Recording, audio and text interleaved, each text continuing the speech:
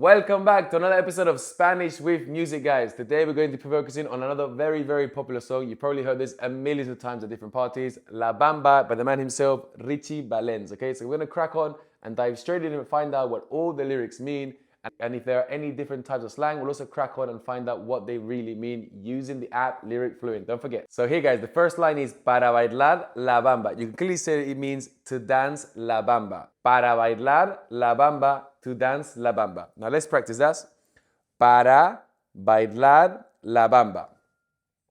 And guys, you can see this is really great because it breaks it down for you in English phonetics, so you are able to actually try to pronounce the words correctly using that English phonetic that you are familiar with. Okay, let's move on to the next line. Next line we have is se necesita un poco de gracia. Se necesita un poco de gracia. What does it mean? So here it's saying a little bit of grace is needed. Use the phonetics on the app to practice the pronunciation to make sure you're saying everything correctly. Se necesita una poca de gracia. Nice. Okay, next line. Let's move on, guys. Una poca de gracia. Now here it's saying pa mí, pa ti, arriba, arriba. What does it mean? So previously we looked at para, which means to or for, as I mentioned before. Now, so pa is just a shortened way of saying para. Okay, similar in English, sometimes we say like is not, isn't. Okay, we contract it. In Spanish, we have a similar style, but not really contraction for negatives, but we just shorten the words. Okay, so instead of para, pa, pa. Okay, so we say pa mí, pa ti, arriba, arriba. Okay, so here it means up, up, but it can also mean like let's go, let's go. Okay, so you're trying to get things hyped, you're trying to bring the energy higher. Okay, so let's practice the pronunciation. Pa mí, pa ti, pa arriba, arriba.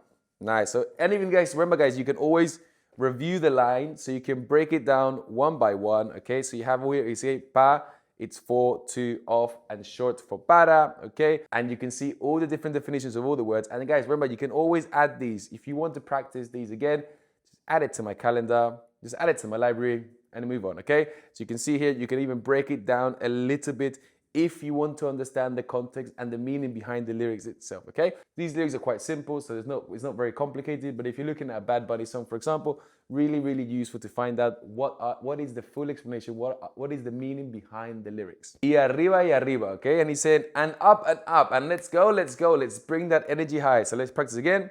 Y arriba, Por ti seré, por ti seré, por ti seré. Por ti seré means for you, I'll be. Okay, so here, be, the verb to be, it's actually just ser. Okay, and a little bit of grammar here that you can help. If you actually have all the regular verbs, okay, so for example, earlier we looked at bailar. Here we're looking at ser. Okay, so these are the infinitive of the verbs itself. If you have an E with an accent at the end of all these verbs, no matter what verb it is, okay, you have an E with an accent at the end, it's going to make it into the future. Okay, so for example, we have bailar, bailaré. Ser, seré. For example, you might say hablar, hablaré. Llegar, llegaré. So very simple. All of a sudden, you've learned how to speak in the future just by adding one simple letter, guys. Okay, it's the equivalent of adding will in English. So now let's practice the pronunciation one more time and say por ti seré, por ti seré, por ti seré.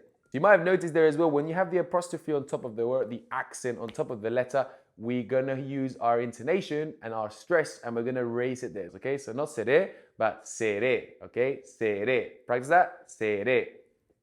Good job. And again, guys, remember, you can review the line.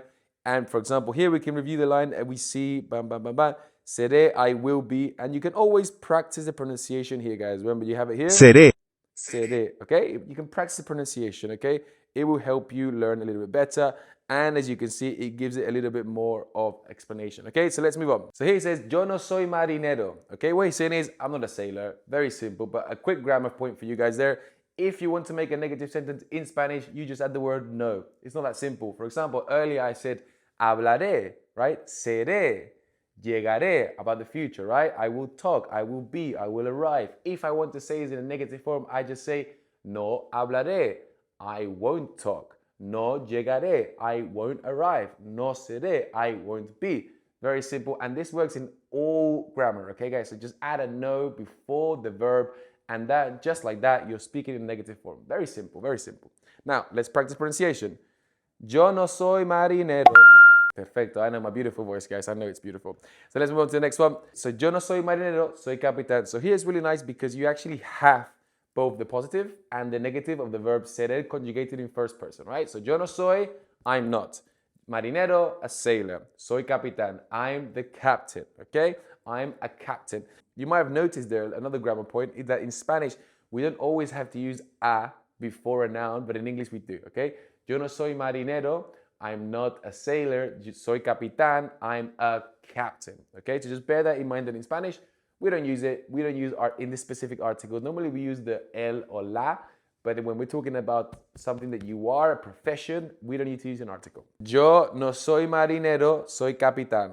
And you guys, you can see the accent again. Soy capitán.